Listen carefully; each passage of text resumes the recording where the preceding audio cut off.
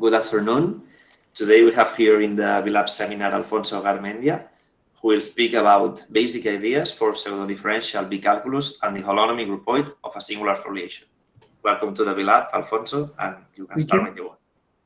Okay, I will start with, well, I'm not sure if this is unorthodox or not, but I will start with the Schwarz kernel, which I guess is unorthodox. Unorthodox. Because we don't know. Ahí no sé si soy yo la que tengo mala conexión. Voy a ponerme el cable. So we have every time we have a linear and continuous map that I will call D from compact support functions, smooth compact support functions on a neighborhood of Rn to another neighborhood of Rn. But here I put a dual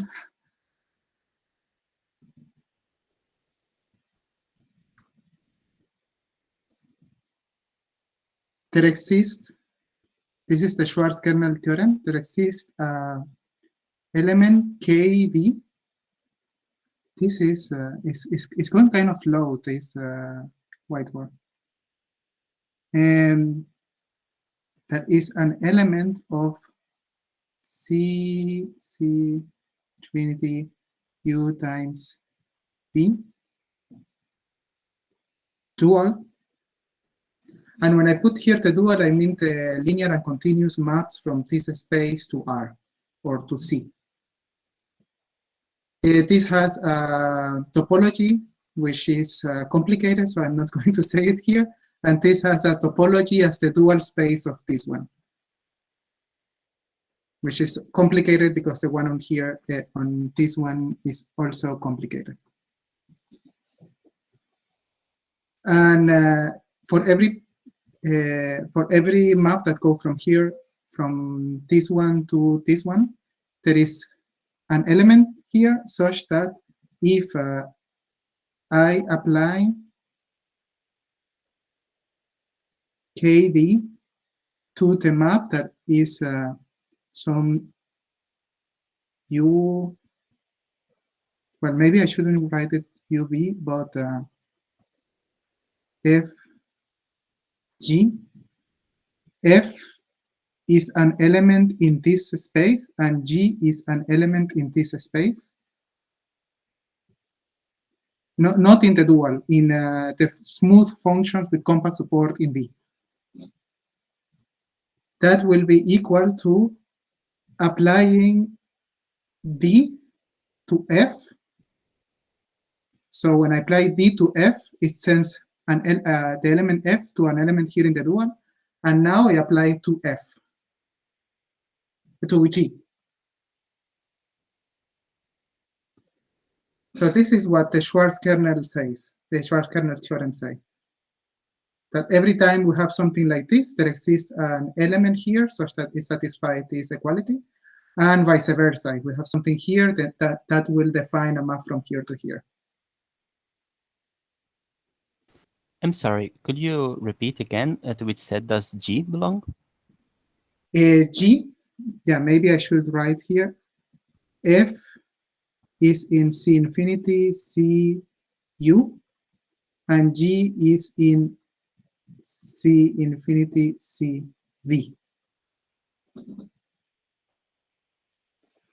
So this thing here is in C infinity, C V dual.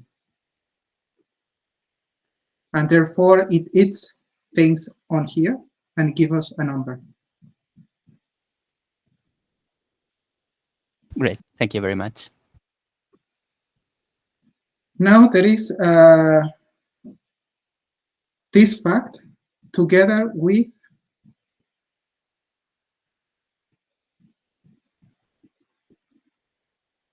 the Riesz representation, and physicist magic.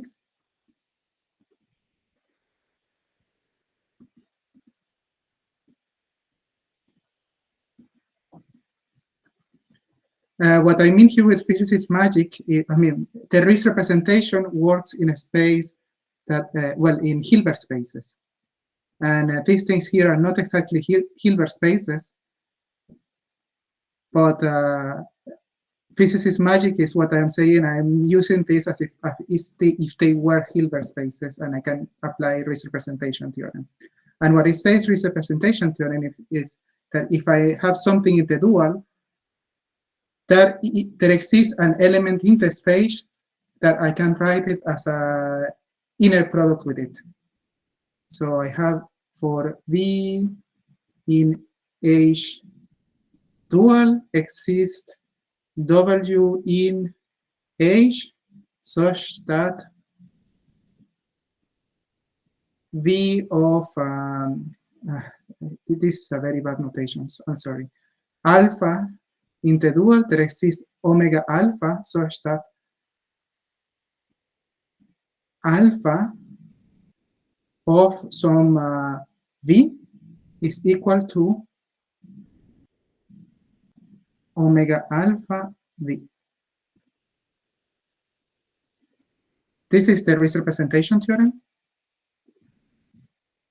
And using this fact and physicist magic, what we can say is that this KD, we can think of it as an element in the functions, well, or kind of similar, the functions in U times V. So if I write this part is an integral in U times V, using this physicist magic, of some function that depends on two variables, x and y, x an element in U and y an element in V, then f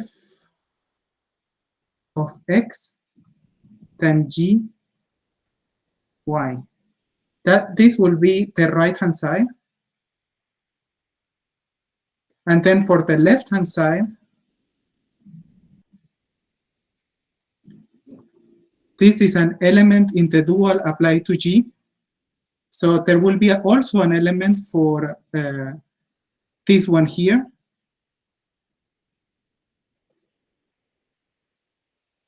Which I can write as the integral in V, just in V, of that element. I will write it like, I don't know how to write that one. FD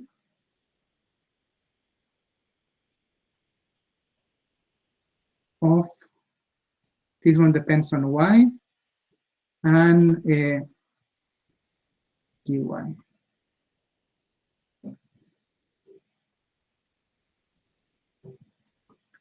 So the idea here is that this thing,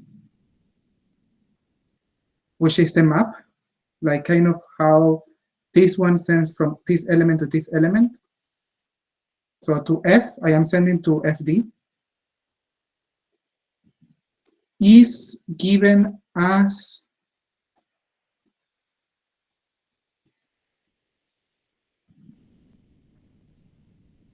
the F, which is kind of equivalent of FD, or more like this. And that is equal to, now we have this part, this part, this part, and then we are only integrating in U. The integral in U of KD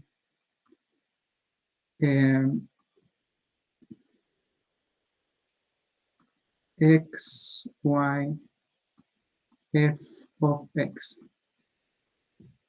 and space. So f, D sends f to this part here. That is the physicist magic. Trying to formalize the physicist magic of writing any operator as an integral operator.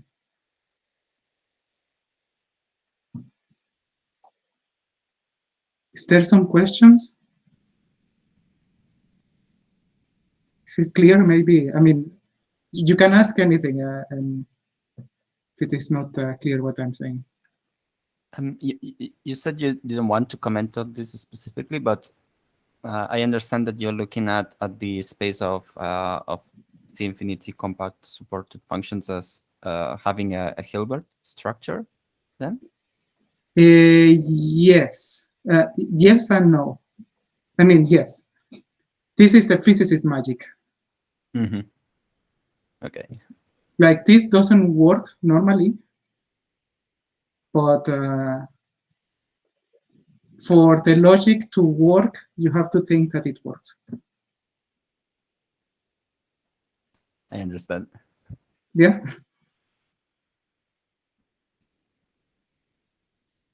So the Schwarz kernel is this element here. The Schwarz kernel of the D is this element here. And in the end, instead of applying D, I mean, instead of thinking of D, what we do is to think of this integral as if it was the function D or the operator D going from here to here.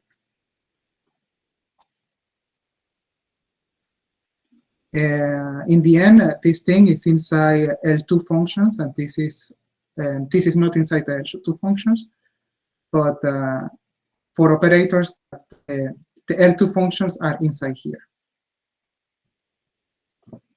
So for the operators which image lie in the L2 function here, all of this framework works. I'm going to continue. So maybe I should write the main thing and also put this a little bit small, thinner, because I'm writing too big.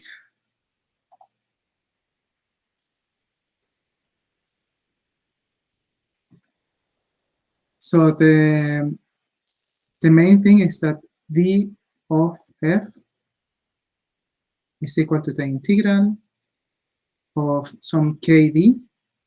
Well, this applies to y. Y x f of x dx. That's the main idea. And how to find these elements for each map that we have. So what we are interested in are differential operators on manifolds. So part 2.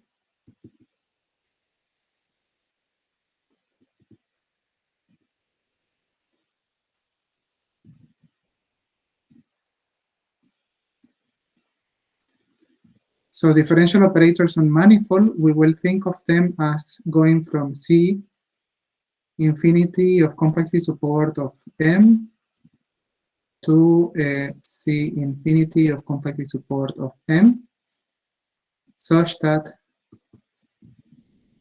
locally they look like here is in an open set of M, which is equal to Rn. I mean, isomorphic, diffeomorphic to Rn. Here I can write it as a sum of E multi-index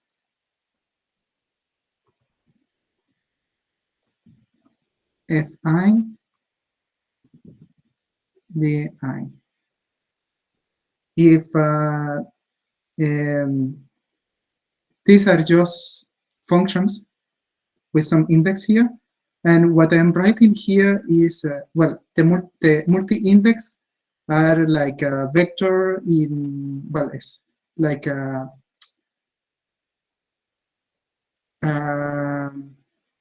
element of set of n power k.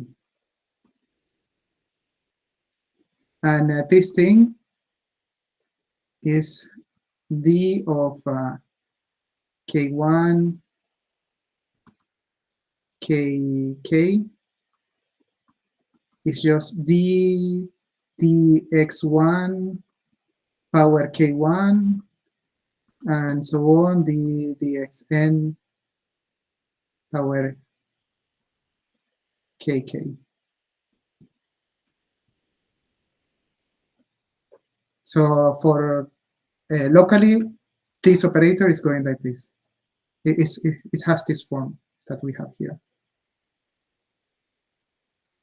So also we can see that this part is inside C infinity dual.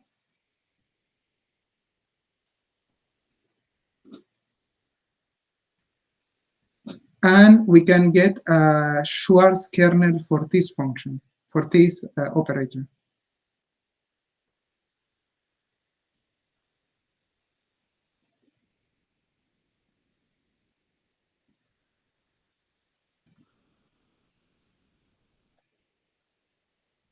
Basically, for doing that, well, there are many ways of doing this. One way is getting a partition of unity, and then we are in this Schwarz kernel only works for U and V in open set of Rn. So what we do is get a partition of unity, take the Schwarz kernel into each partition of the manifold, that each of them, we can think of them as a subset of Rn, and then gluing it all together with the partition of unity. That way it works. There are other ways which maybe are more elegant, but for that we need a bit more theory. It's just here I just want to tell you that it is possible to have a Schwarz kernel for manifolds, for differential operators on manifolds. The fact that it's differential, it makes it more elegant in other ways.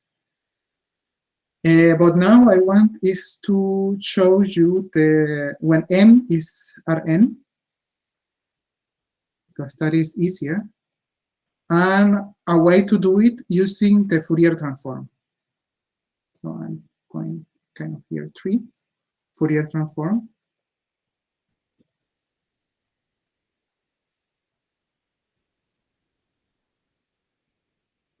And kernels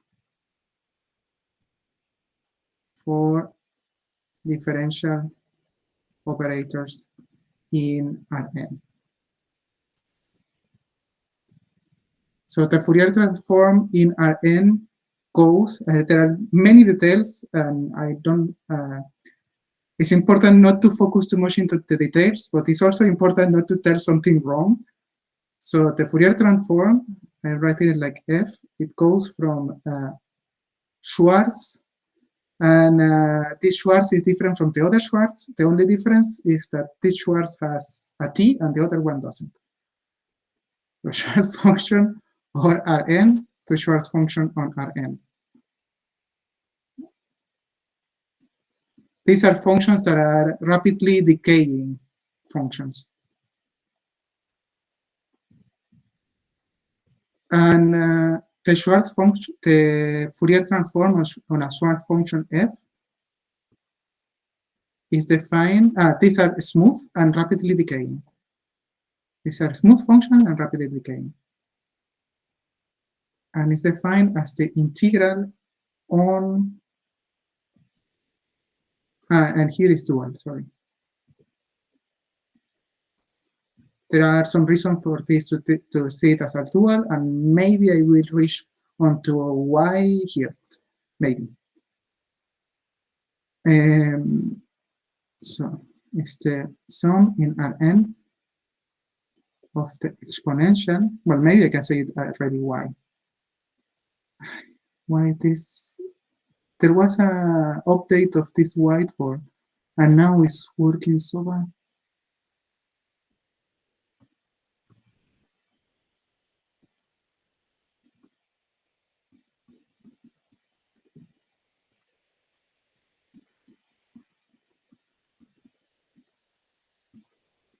This is just an scaling. So here you can see a bit why it is thought of the dual. because we have here this sign. This is the physicist way of writing it, but maybe a more mathematical way is putting out this inner product. It's just psi applied to x.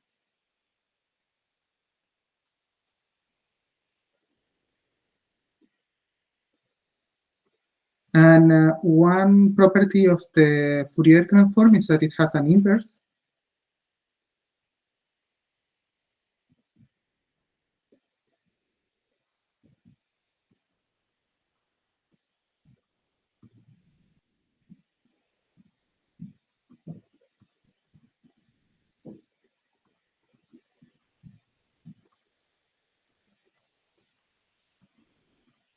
I want to emphasize that here is a dual because I think that will give a better intuition in the future.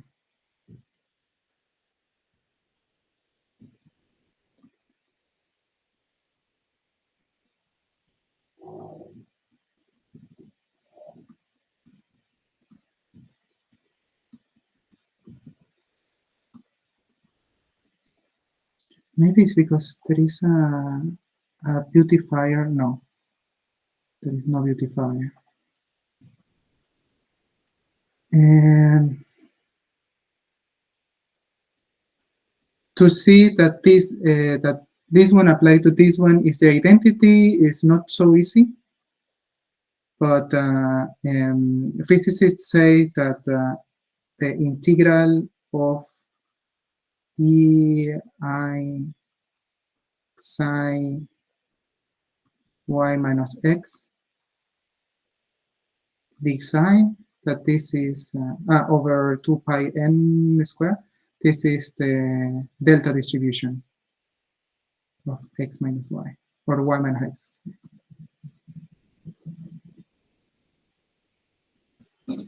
So if I apply these 2 times, it will be an integral over the delta distribution, and that will pass this of depending on x to depends on y.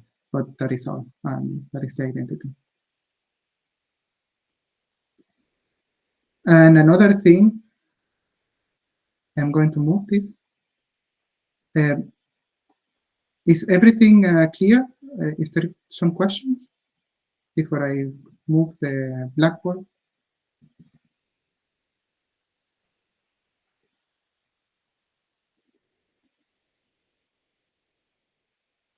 I cannot see you, so I think that you can go on. Okay. Since that everyone is satisfied. Okay. I cannot see the faces.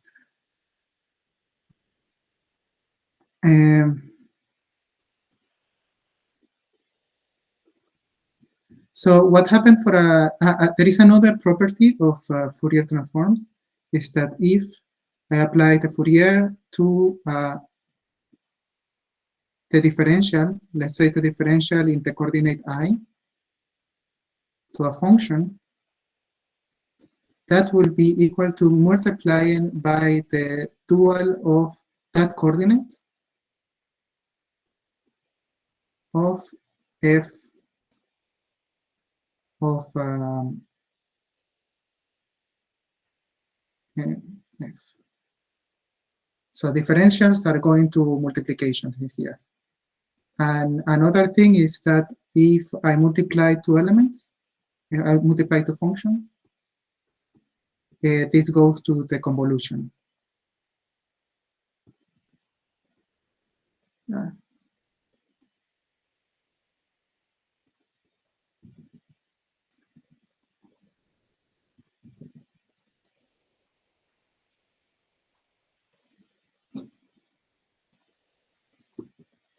So if I want, I have a differential operator that looks like multiplied by some, like the sum of, well, now I would write it like G I,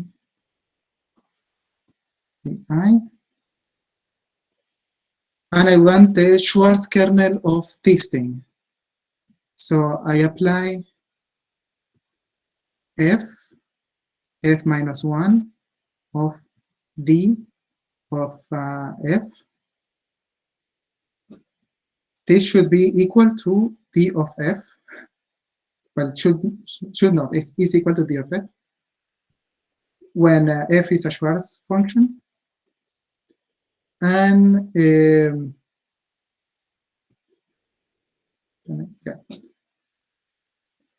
And also, if I write what this is the integral of Rn dual, the integral of Rn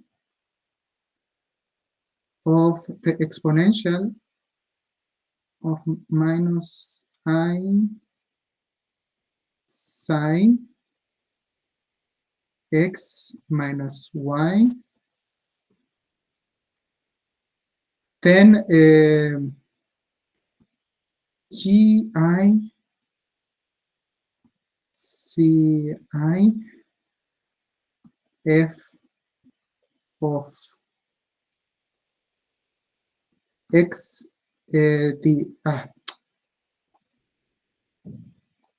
x the psi dx, and this is gi. So I write this too much. Gi applied to y, and this is in y. So this part can go out of the whole integral, but I am leaving it inside just because, I don't know, it is better in the future. If I write it like this, and I can, we can interchange the order of integration, then this is the integral of on Rn of the integral on Rn dual of the exponential of minus I x minus y gi y psi I d psi f x dx. And this that we have here is the Schwarz kernel of the differential operator. Well, maybe it's better yx instead of xy.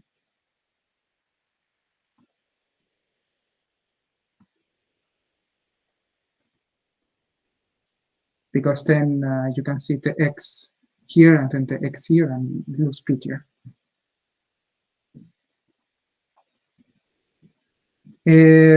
With this, another thing I didn't say, and I think is kind of important, these Schwarz kernels, you can think of them as matrices.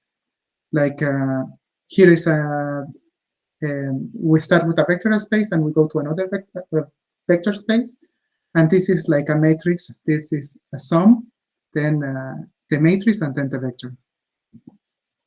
And that point of view make it prettier. Make it seem prettier. Is there some questions? There is some other key things I have to say about this Schwarz kernel, but for the moment, I want to know if it is clear.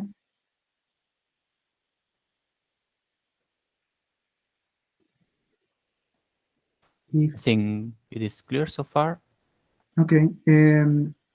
Another thing is that for differential operators, if we have a differential operator going from C infinity M to C infinity M,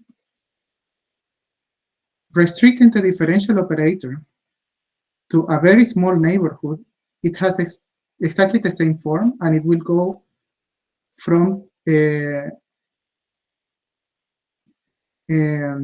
same U. Like if I restrict this one to a U, here it will also to a U. That is also called local operators.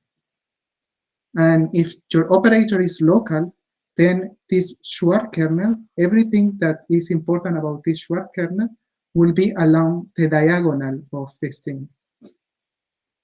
I'm not saying that is one only in the diagonal and the rest is zero, but the most important part is in the diagonal. Like if you have any neighborhood of the diagonal and you multiply by a function that is 1 along the diagonal and 0 on the rest, that will not change too much, maybe it will not change at all what happened.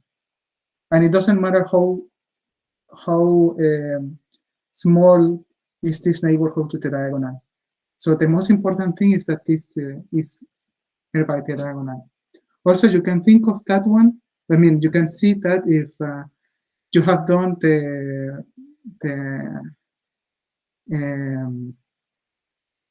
well, if you know why physicists say that this integral only with the exponential is the delta distribution, you can also see that that only have values when x is equal to y. I mean, when we are in the diagonal.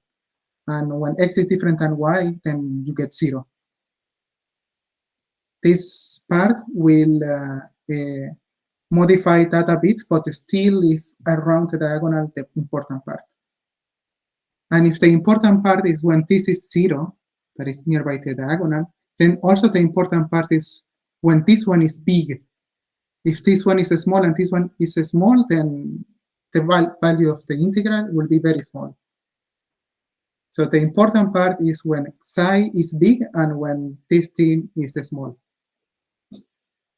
And another thing that is important about these Schwarz kernels, well, in order to be a differential operator, is that,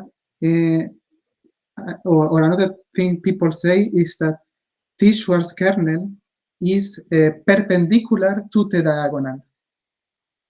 And it's called perpendicular to the diagonal because this variable is perpendicular to the diagonal. And it's basically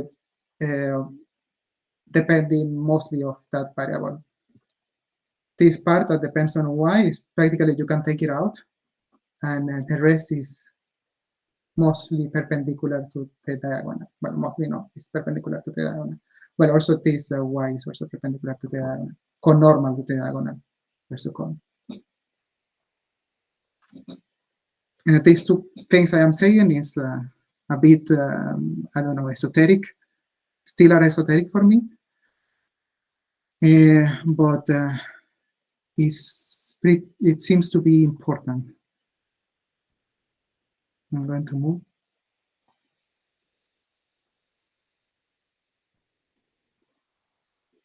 And I want to show you an example.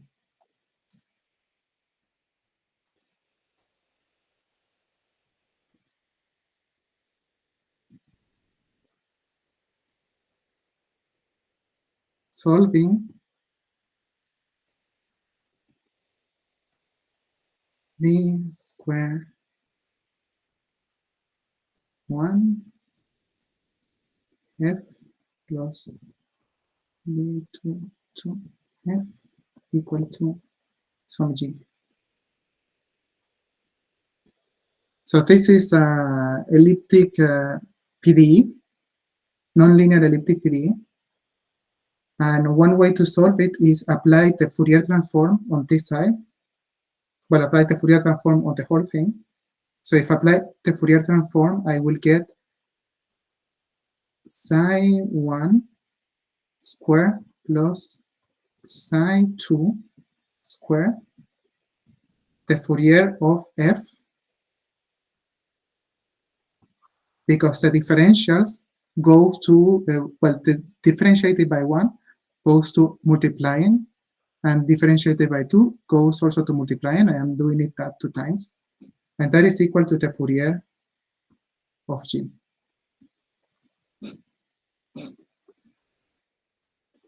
Now, if I want to solve this thing, I can, well, I will forget that this is 0, and I will just pass it dividing. I will have f of the Fourier transform of f is equal to 1 over psi 1 square plus psi 2 square, the Fourier of g. And now I can apply the inverse of the Fourier transform, both sides.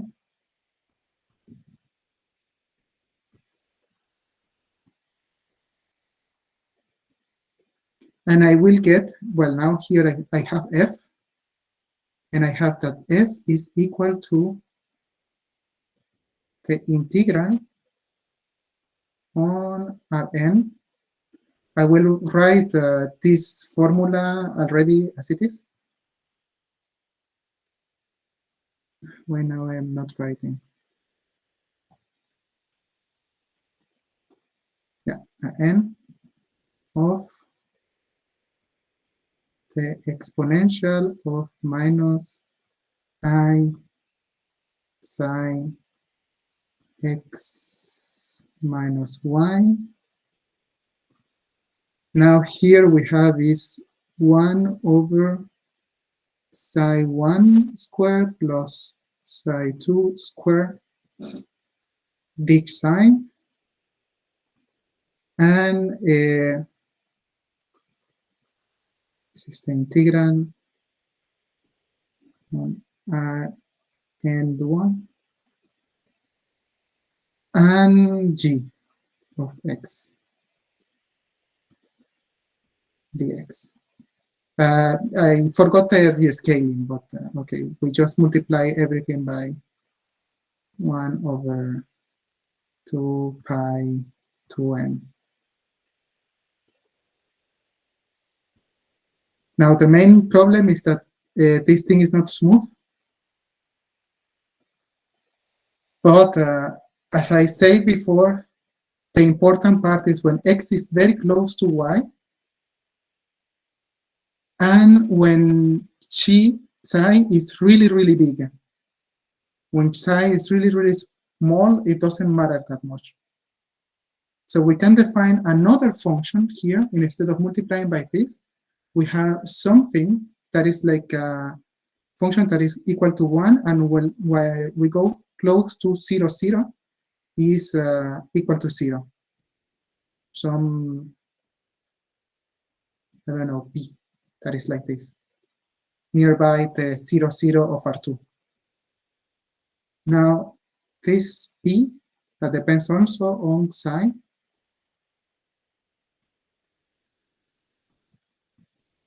this function here is smooth.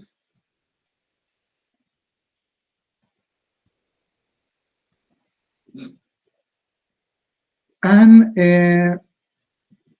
the solution is really similar to this solution here.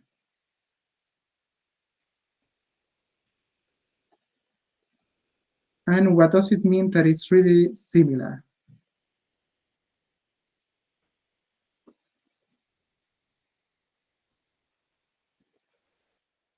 I will call this one here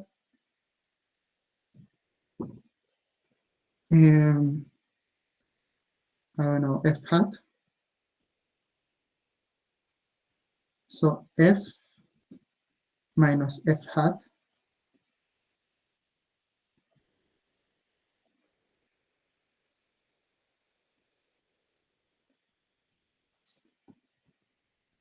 that is equal to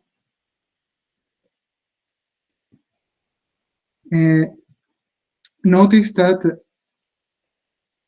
f is equal to the Fourier transform of f minus the Fourier with the Fourier transform inverse. So there is the same as putting here a minus 1.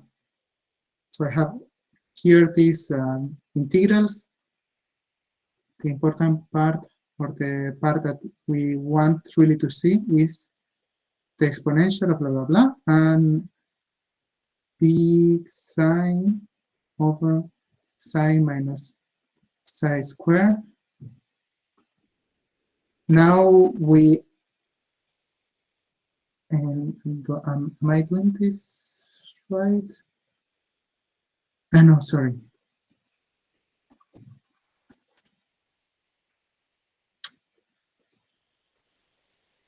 Sorry, this is a mess. Maybe I should not invent a new way to write it. I'm writing exactly like I'm writing here. I will apply this here, and I'm writing here is the inverse of, or it can be thought of as an inverse of this operator. applying all this whole integral. If I get the operator, and then I apply this function here, which is like the inverse of the operator, minus the identity on a function, let's say the function g, that is the one that is interested us, that will be equal to applying b will be multiplying by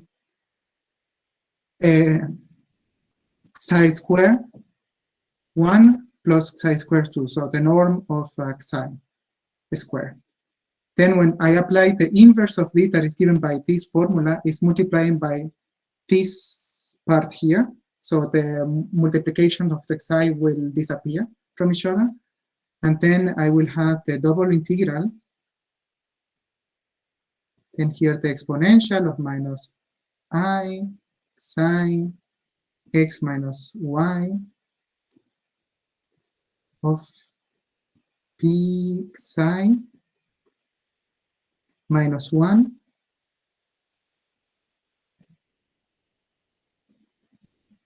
and then the g of x. Now, what is this thing? This is, p was like this, was something that was 1, and when we go close to 0, it goes to 0. And when we erase from there minus 1, that is this part here, what we have is something that is 0 most everywhere except in one part, which, okay, is a little bit negative, and then the rest. Maybe I should have chosen the other direction. And yeah, that is how I have it in my notes. But the thing is that now this function have only values nearby 0 when the psi is close to 0, important, and this whole kernel, the most important part is when this thing is close to 0. So I have both the psi and the element in the dual and the element in the space very close to 0. So this is really close to 0.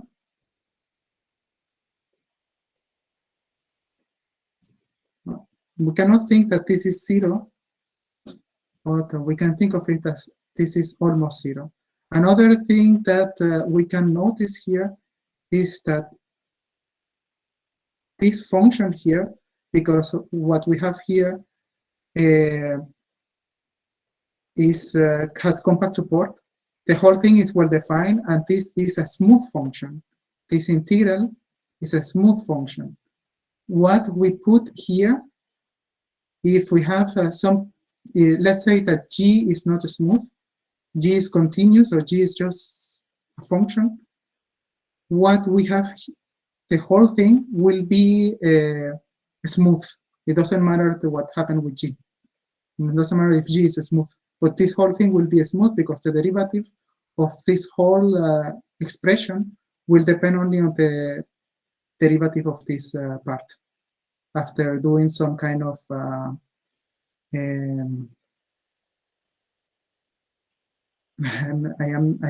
there is so many stuff. But the thing is that this thing here it makes everything smooth.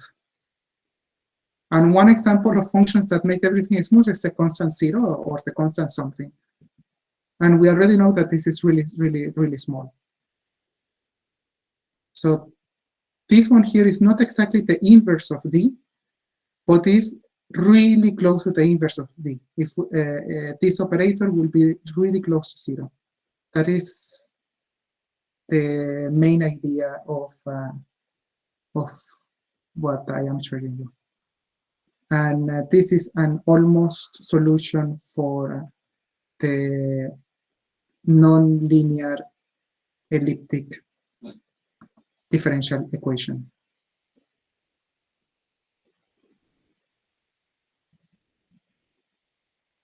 Is there questions?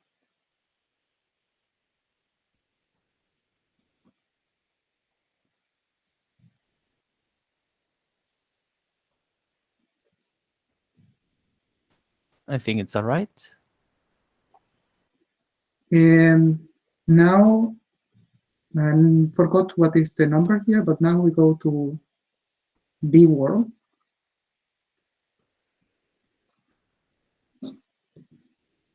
And in the B world, there is, well, again, a very specific example of a B manifold is Rn minus 1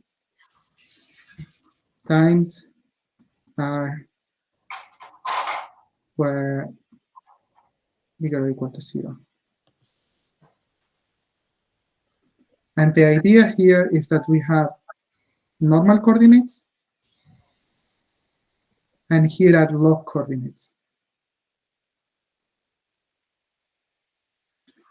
If we concentrate only on the Fourier transform of this part, I mean, let's forget this for a moment, or for the whole purpose of the talk, because I think I will not have time otherwise. Then the Fourier transform only in this part will be given in the log coordinates. So we have here this psi, and then here some log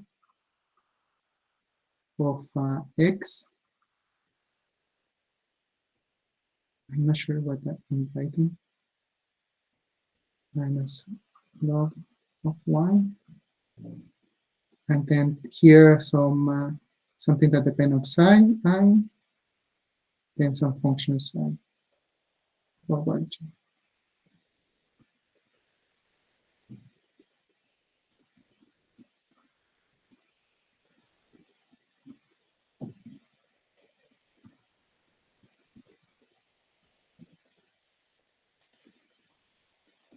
So the kernels will be given by things like this, where now we have log coordinates instead of normal coordinates. And of course, this generates some problems, because this thing will not be well defined all the time. And there are the two properties that we want to satisfy.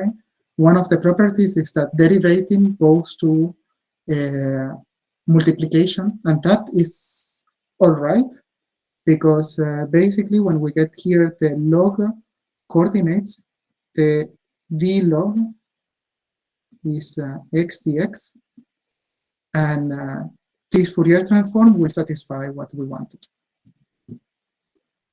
But there is another problem when we want to say that this thing is well defined nearby the diagonal. This is well defined nearby the diagonal as long as x and y are not 0, 0. But when x and y are 0, 0, then we have problems. And in order to define it along the diagonal, and also to say that it is conormal to the diagonal, what people do is blow up at 0, 0. So this will depend on elements in, can I move this? Sorry, I don't understand your handwriting here in the close to the exponential. Yes, I can write it again because it's the log. Yes. Ah, okay. But then you can have the log into coordinates. So this is like you may have self-intersections, no? In your singularities. The log into coordinates, because it's x and y. X and y, yeah. Yes, because this is the Schwarz kernel should be defined in R bigger than 0 square. Okay, so it's manifold with corners. Okay, perfect. Yes, it's like a manifold with corners. Symplectic or yes, but there is another thing important that then people don't care about this part, neither in this part, because what we care is that the Schwarz kernel is defined along the diagonal. Okay. Okay. So in the end, What they are matters just is seeing this it line. as one singularity, and the singularity that they care is the one here. Okay. The other two is like, okay, there it can be zero because there it's not doing anything. It's only doing things nearby the diagonal. Cedric is laughing because he thinks that this is a perversion of a picture, no? Okay, yes. This is what I thought looking at Cedric's face. I am too innocent. Well, if you do this on the interview, many things can happen. I don't know. Maybe you can try it. If you do something strange enough, like sometimes it's good that people remember you for some or other reason. Yes. Okay, Well, so I understand. So you mean that indeed what is important is the singularity of order one that you have, but this is very interesting. Yes. Yeah, And sorry what, that my internet connection is quite unstable. I don't understand why, but I have a solution, which is to put the wire. So, but today I don't know where is the wire. I'm sorry, but I missed like 2 minutes before this. Okay, thank you. well, the idea to solve this problem is to do a blow up Okay. at this point using polar coordinates, and then people only want to define it into this diagonal, and now this part and this part we don't care.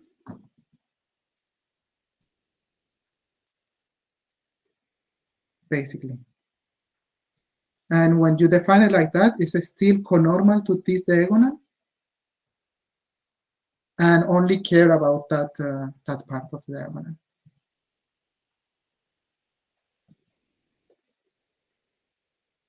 So basically around here, it is the exponential of psi, the log of tangent of theta. When we do it as polar coordinates. And we only care in the part where theta is nearby p4. And when theta is nearby p4, this thing is well defined.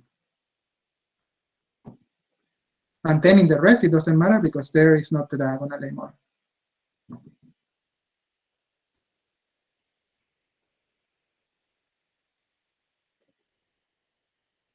And it's conormal to the diagonal because it depends only on the variable theta, which that variable is normal to the diagonal.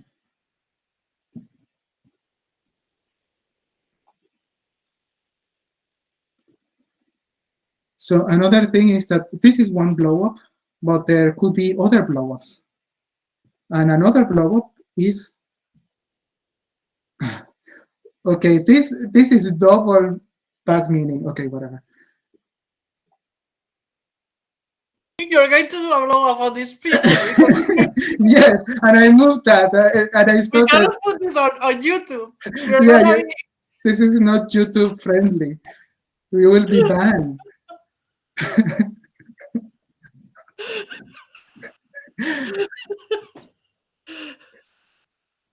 Well, the thing is that the holonomy groupoid of the foliation defined by x dx, this is no, I want to move. I don't want to paint.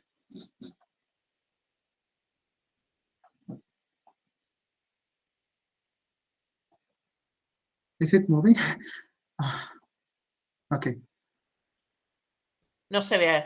No, No. ahora estás moviendo, pero no. Okay, I think ahora sí creo que se movió. Well, this is the tangent of R, and now this R, I am replacing R bigger or equal to 0 for the B manifold way of seeing it, which is just R.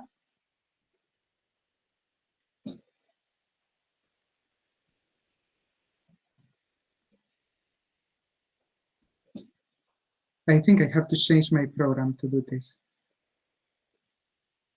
This program is not working. It's worked before. It had an update and now it's not working. Just today it had an update.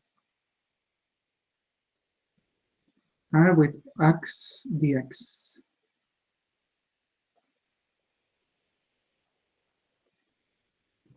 Yeah, it's not really writing. No, it's not doing. It's not working at all. You try maybe to put another whiteboard and keep this whiteboard. Maybe we can post the whiteboard on the webpage of the lab. Yeah. I will do the least technological way possible because I love things that are not so technological. In Paint. Paint. Oh my god. With this, you just won the internet. People love Paint. The millennials of the lab will be ashamed of you. They are thinking that you were born in a different century, right? Pablo Yes. was born in 99. I just saw. He must be thinking, "Oh my god." Well, and this is horrible. Well, maybe you can put bigger.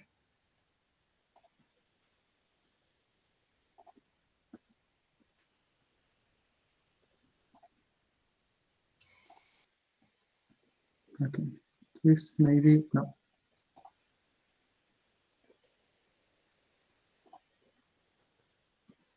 Yeah, this is good. So instead of R and bigger equal to 0, we can think of this as just R with a singularity in 0. So we get as vector fields, the vector fields defined by d dx. So when we approach to 0, we go to nothing, basically. And when we think it like this, we can also have the holonomy groupoid of x dx, and that will be equal to TR when x is equal to 0, and this union with R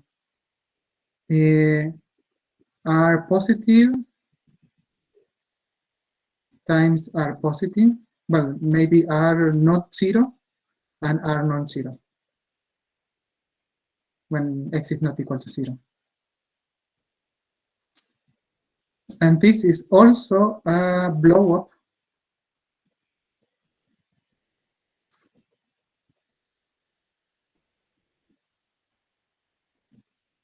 of R2 on 0, on 0, 0.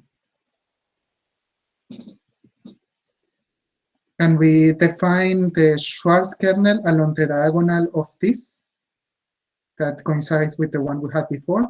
And then in this one along the 0 section when we have 0 and 0.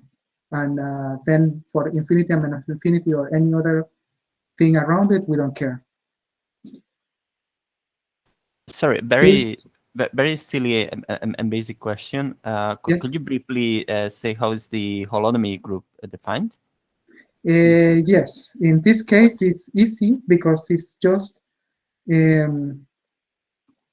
what is like R2, but the source, the target, like the source of two elements, we have X and Y. Like the nature of one is different than the nature of the other. The source will be Y, but the target is the exponential or the flow. Maybe I should write it more like a flow. The flow of ddx, of x dx, starting in 0, no, starting in y, and maybe here I put v, so this is not, this x doesn't, like, it's not confusing this x with this x in v.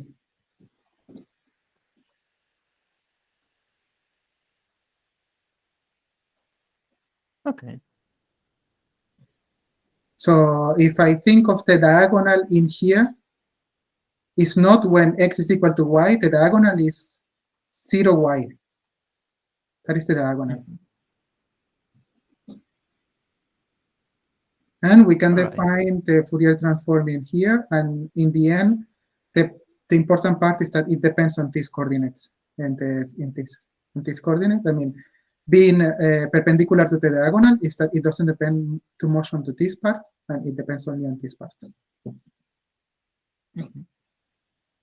All right. That is a different blow-up, and it gives a different theory. The theory I showed you at the beginning is like the classical way of doing it.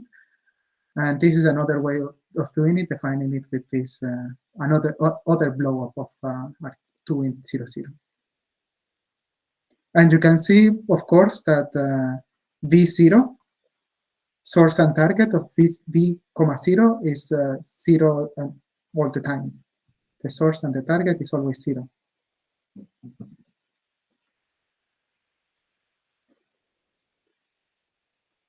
It doesn't matter if this is 3, 2, 4, pi, or whatever. Okay.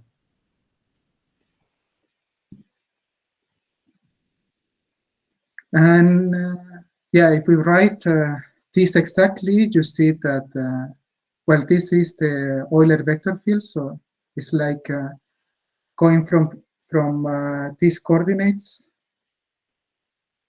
here, from this, let's say, holonomy, to R2,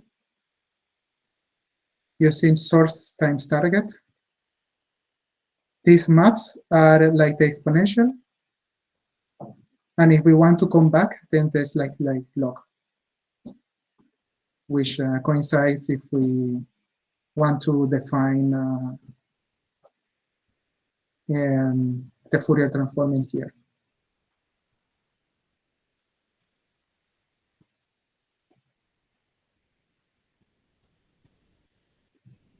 And what else I wanted to say? I'm not sure how much time do I have.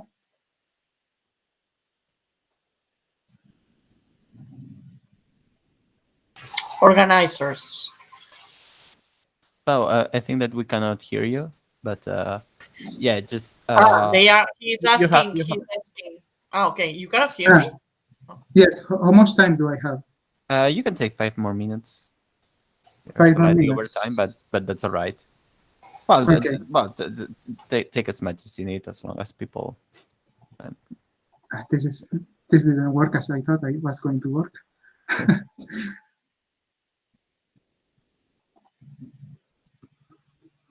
No, this is horrible. Back to the 90s. Yes. This is better.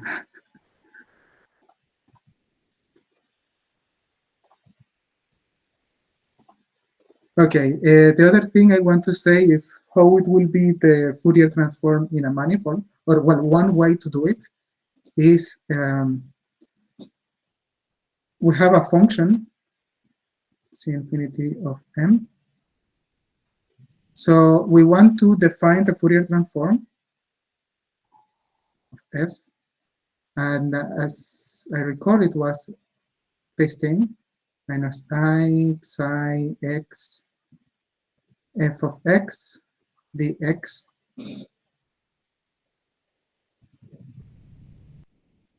But how to define this thing, that it will be a bit weird. So what one solution is getting here the tangent, or let's say here that this depends of p, and sine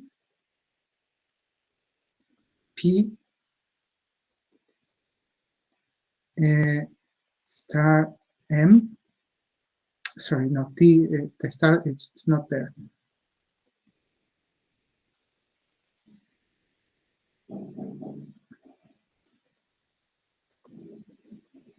Of the exponential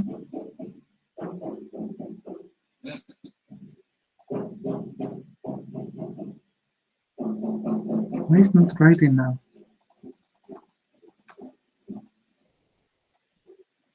Yeah, the exponential of minus I sine x f of an exponential x dx. So this thing is in the tangent. And when I write here, is because I want to identify the tangent, like T, P, M, with a neighborhood of P inside M. And to do that, I need a connection to define the exponential map that will go to TPM, or to a neighborhood of TPM from a U in here to a neighborhood P in M. This X nabla is not defined in the whole TPM, and it doesn't go to the whole M. It just goes to some neighborhood. But then we can multiply by a bound functions when it is defined, and then for the rest is 0. In the end, we only care what happened nearby X, because we want is differential operators, not all the operators. Differential and its inverses. So this thing I will put like an f hat. So f hat is a bound function, and f. So it's 1 nearby X and 0 outside X.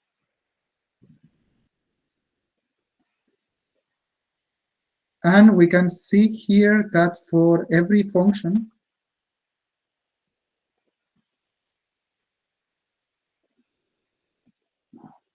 it gives you a function f of f in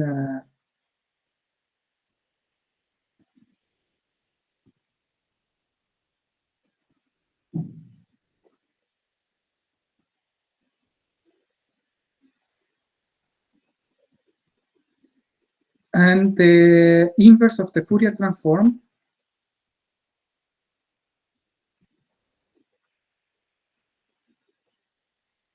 yes, it looks like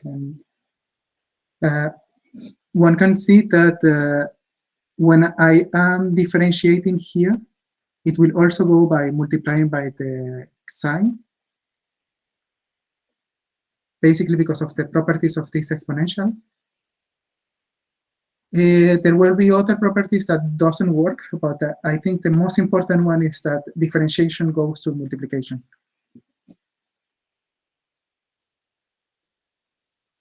And then we have this star m of the integral of dm, and then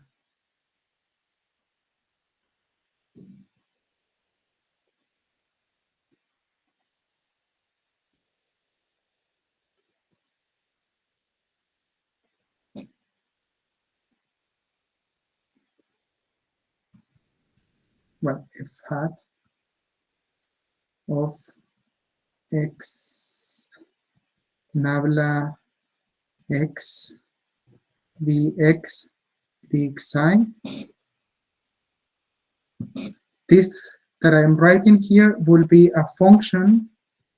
This whole thing is a function that depends, well, C infinity function on Tm.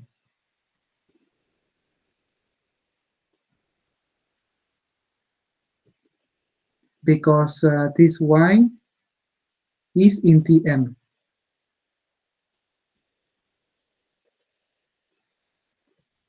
Well, in TPM. And for each p, we will have something different.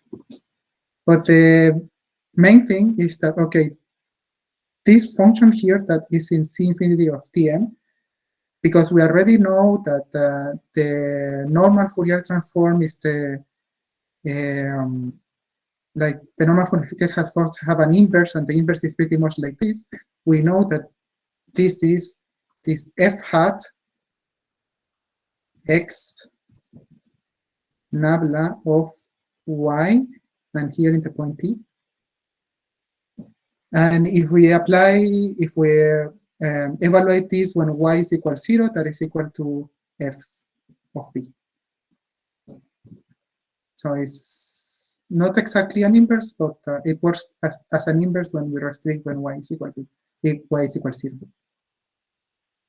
So it is a function, it has an inverse.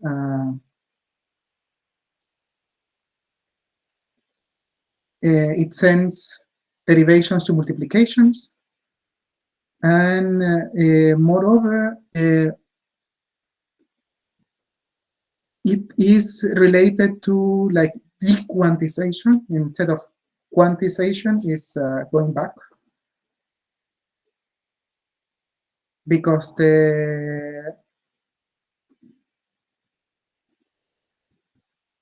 this operator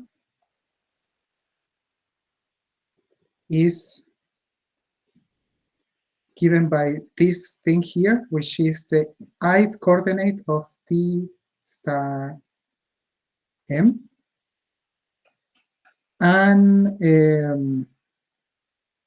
the multiplying by some other function, gx, the operator that is multiplying by another function, it stays the same as multiplying by that element. This part I didn't explain it too well because I was rushing. But and another thing is, I'm saying too many things.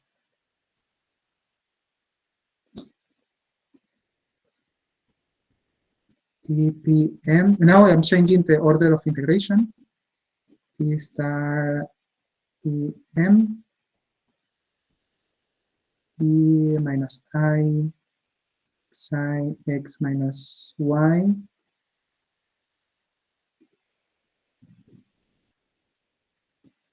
Let's say that it's not the, I should have organized this better. Okay. D of f minus 1, f, that will be equal to here some function, like some psi I, fi, psi,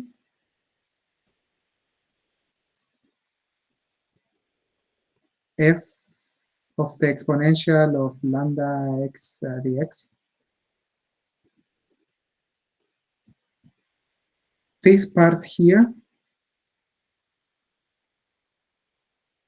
is a function in TPM. This whole thing can be thought of as a function on Tm because it depends on P and depends on Y.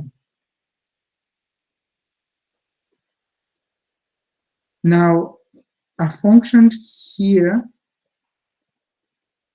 can be extended to the Lie groupoid integrating this Lie algebroid that is M times M. getting the Schwarz kernel of the differential operator. That is in certain cases. This definition I gave here is a definition used by the board and Androidakis and Skandalis. And this idea that this thing is a function in Tm that we can extend it in M cross M is used by something called the deformation of the normal cone groupoid, or also is also used in the formation of groupoids that basically glue the Lie algebroid of the groupoid with the groupoid per se. The Lie algebroid, let's say in times 0, and then the Lie groupoid times R when R is not 0. It's like a line of groupoids, and in the 0 part, it gives you the Lie algebroid. So when we go into the 0, we get this part. And when it's not 0, the smooth extension, when it's not 0, it gives us the Schwarz kernel, but now what it depends, the Schwarz kernel will be on a groupoid and not on just on M cross M. And again, we want is that what matters on the functions on the groupoid is nearby the identity, and that is conormal to the identity. Conormal, and it will be conormal because it will depend on the Lie algebroid of the groupoid, which the Lie algebroid is conormal to the identity. And I think this last part I know is esoteric, but if there are questions, I can explain it a bit better. Do you think that this may have, like, of course, all what you are doing has a strong analysis side, right? It has a very strong analysis side, yes. So did you, this is also thinking, it's a question thinking towards the interview, right? Did you try to check if there is somebody working on kernels? Because there are people in Autonoma working also on kernels. Well, maybe this is a for after the talk. It is, well, the board and Skandalis work on kernels, on defining this for the groupoid. Yeah. I haven't seen like very explicit examples, that is anywhere when you go into the groupoid side. Yeah. That's interesting. That's very interesting. Also, I don't know if you can connect it with deformation quantization, because also, well, okay, here the deformation is given as I am saying, and this will be functions on T star M, or this part here will be functions on Tm, but this part here are functions on T star M. But using these connections, this gluing between the Lie algebra of the Lie groupoid and the groupoid and the Schwarz kernels, when we use this point of view, going when we get here is elements in A star, which is Poisson. Yeah. Poisson manifold. On the other hand, we have T star M, which is symplectic, but here we have Poisson manifold. Yes. So in the paper of Nest, when he computes this deformation quantization for the B case, this is the C case, right? But yes. For case, yeah. Did you check what Nest does in his original paper with Zigan? I didn't check completely, no. It's the Journal d'Excel paper. They have a paper in Journal d'Excel. They connect, so they essentially, well, of course, the deformation quantization, the Poisson structure that they take is the Poisson structure induced by the C structure or the B structure in their case. So you do have a Poisson structure. And then what they check is that in the deformation quantization,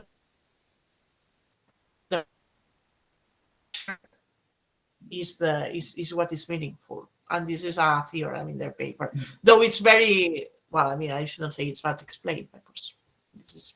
I mean, it's quite mysterious the way they obtain it. It would be better to understand it from a different perspective, and then you would be able also to apply it here. Yes. This connection to the formation quantization, of course. On the other hand, you can also try to adapt an index to your situation and compare with a kind of index theorem. I mean, well, in the way Melrose does this, right? Right. I mean, this is connected indeed, Joaquin. This is connected to the discussion we had last week. So that's interesting. That's I mean, there is a lot of room for collaboration with the B-Lab.